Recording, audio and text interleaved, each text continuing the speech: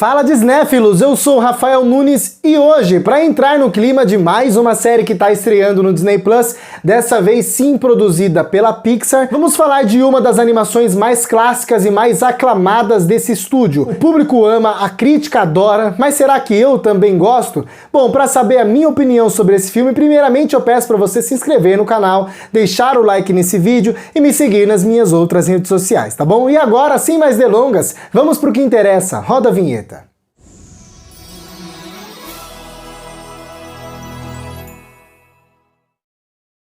Up, Altas Aventuras. Filme de 2009, dirigido por Pete Docter e co-dirigido por Bob Patterson, que eu quase chamei de Rob.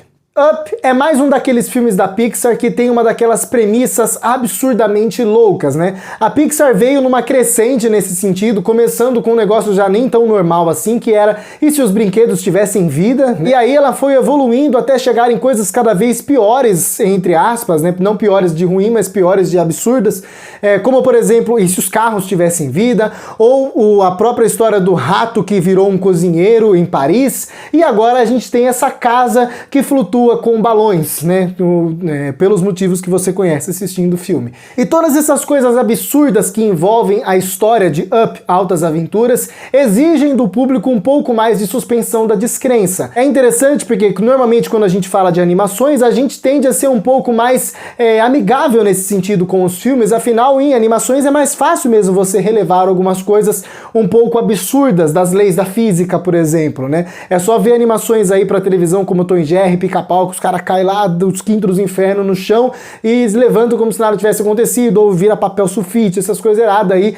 Então a animação, ela dá um pouco mais essa permissibilidade, digamos assim, né? Então a gente normalmente releva um pouco mais as coisas, mas ainda assim, eu acredito que dessas premissas loucas da Pixar, Up seja o que demanda mais da nossa suspensão da descrença. Eu não sei como é que funciona pra vocês, mas pelo menos a minha experiência sempre foi um pouco incômoda, porque eu sempre fiquei com aquilo na cabeça durante todo o desenrolar da história. Mas caramba, não é possível uma casa flutuar com esse tanto de balões aí. Ou tudo que acontece envolvendo os cachorros, por exemplo, né?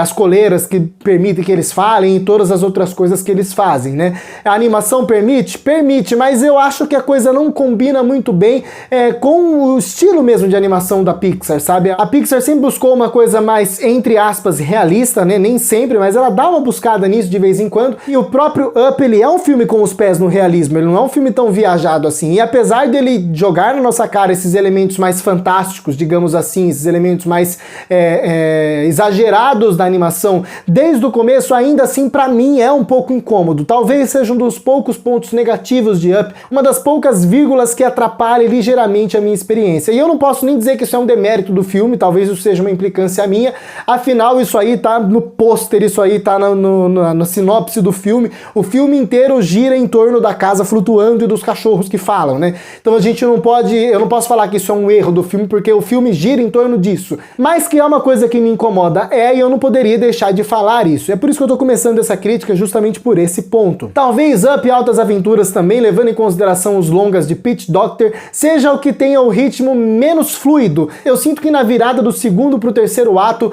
Up começa a ficar um pouco cansativo e um pouco lento. As coisas, apesar de acontecerem até de uma maneira dinâmica, né? As coisas vão acontecendo, o desenrolar dos fatos ele é rápido, né? Uma coisa que leva a outra, e o filme não enrola para desenvolver toda a sua história e toda a sua narrativa ali. Ainda assim, eu acredito que o filme poderia suprimir pelo menos uns 5 ou 10 minutos ali desse meio. Eu sinto que existe uma barriga ali que dá uma atrapalhada e deixa o filme um pouco cansativo. Isso não é uma sensação que eu tenho agora de velho chato falando, não. Desde pequeno, quando eu assistia pela primeira vez, eu sempre senti que o filme ficava cansativo no finalzinho, digamos ali, né? Que é o que hoje a gente sabe que é a virada ali do segundo pro terceiro ato, quando a coisa realmente começa a engrenar pro grande fechamento do filme. Eu sinto que falta um pouco mais de velocidade na hora de contar a história fica um pouco lenta demais. Mas, como eu falei, esses são pouquíssimos contratempos no caminho de Up.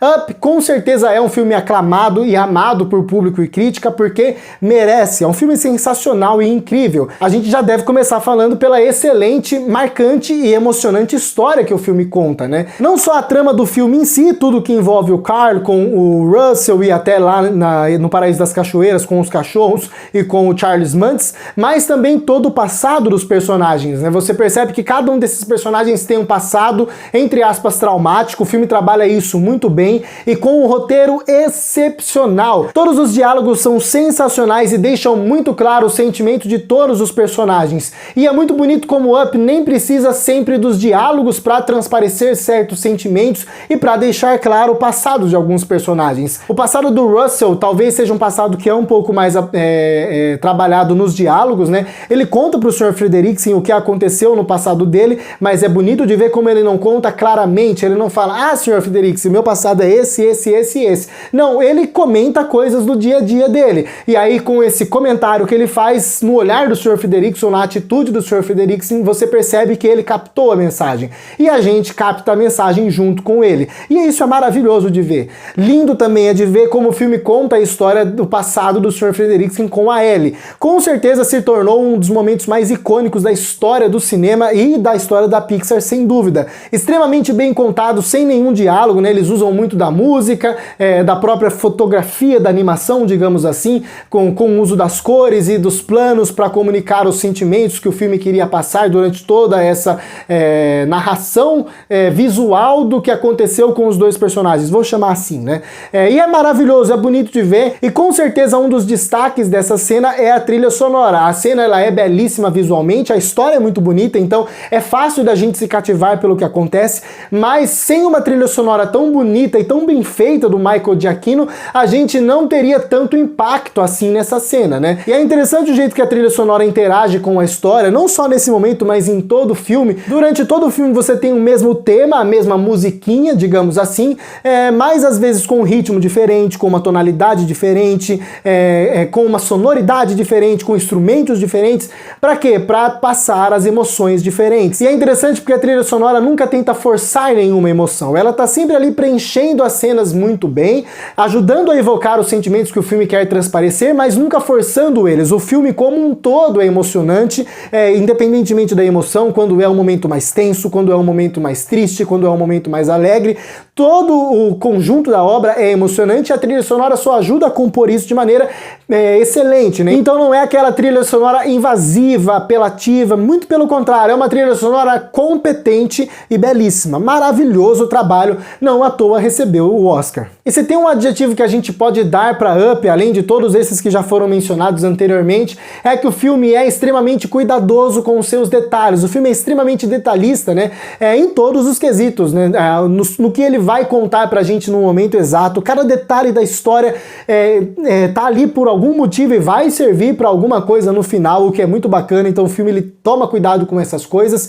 E visualmente também o filme é muito detalhista, né? Você percebe no design de produção do filme, digamos assim, como eles foram cuidadosos para construir um universo que ajudasse a contar a história e também um universo bastante original, que combinasse com os personagens. Um dos detalhes que exemplificam esse cuidado do filme é, por exemplo, na casa do Carl, os objetos que pertencem a ele são meio quadrados, retangulares, e os objetos que pertenciam a Ellie eram mais arredondados, né? Porque o Carl ele é um personagem desenhado meio quadradão e ela meio redonda, né? E até essas formas geométricas ajudam a compor um pouco da personalidade dos dois personagens, né? Porque você percebe, eu posso estar viajando na maionese aqui, mas o Carl é um personagem mais fechado, mais retraído, mais quadrado, né? E a Ellie não, ela é uma personagem mais leve, mais alegre, que se deixa levar mais pelas coisas. Então você percebe que as formas geométricas dos dois personagens, da maneira que eles são desenhados, combinam com as personalidades dos dois, e isso é cuidado com os detalhes, isso é Pixar, gente. A Pixar ela é excepcional nesse tipo de coisa. O Carl não é quadrado só por ser quadrado e a Ellie não é redonda só por ser redonda, até porque ela é magrinha, ela nem é redonda, né? Redonda normalmente são as mais gordinhas, né? E todos esses pontos positivos mencionados poderiam ser desperdiçados se o elenco não carregasse o filme com muita verdade em suas vozes também, né? Nós temos aqui um elenco saudoso, afinal boa parte do elenco principal infelizmente já faleceu, mas a gente não pode deixar de exaltar, não é porque eles faleceram que a gente exalta, falta, mas é porque o trabalho deles é excepcional mesmo, a gente não pode deixar de falar isso. O primeiro exemplo aqui é o do Edward Asner, que infelizmente faleceu essa semana, que interpreta o Carl Frederiksen. Inclusive ele tá na animação A Vida de Doug, que vai estrear no Disney Plus essa semana, e ele faz um trabalho excepcional também. Ele consegue transmitir todas as emoções que o personagem dele pede, nos momentos que o personagem dele pede, e eu não posso deixar de falar da excelente dublagem do Chico Anísio. Eu não sou de exaltar dublagens aqui no canal, vocês sabem muito bem que eu gosto mais de indicar que vocês assistam o filme no áudio original. A experiência no áudio original sempre é melhor. Mas no caso de Up é um filme que eu assisti muito na minha adolescência, né, na minha infância para adolescência ali, eu tava já crescendo, já tinha meus 10, 11 anos e tal, mas enfim, né, não vem o caso. Eu assisti bastante Up e eu assisti o filme muito dublado, e a dublagem do Chico Anísio é excepcional, ainda mais para uma pessoa que não é acostumada com a arte da dublagem, né? Tem pessoas que são preparadas para isso, o Chico Anísio, apesar de ser ator, nunca foi, e ele faz aqui um trabalho excepcional, inclusive à altura ou até melhor do que o trabalho original. Christopher Plummer, também saudoso, que faz o Charles Manson, também consegue entregar muita verdade na sua voz, toda a raiva do personagem, a amargura do personagem também, e só com a voz você consegue sentir a ameaça que o personagem dele transmite. É um vilão extremamente ameaçador, um vilão profundo também, até porque você entende mais ou menos por que ele tá fazendo aquilo, apesar de odiar todas as atitudes que ele toma, afinal ele tá completamente errado, né? E é uma performance vocal excepcional do Christopher Plummer. E eu também não poderia deixar de elogiar o molequinho Jordan Nagai, que faz o Russell, né?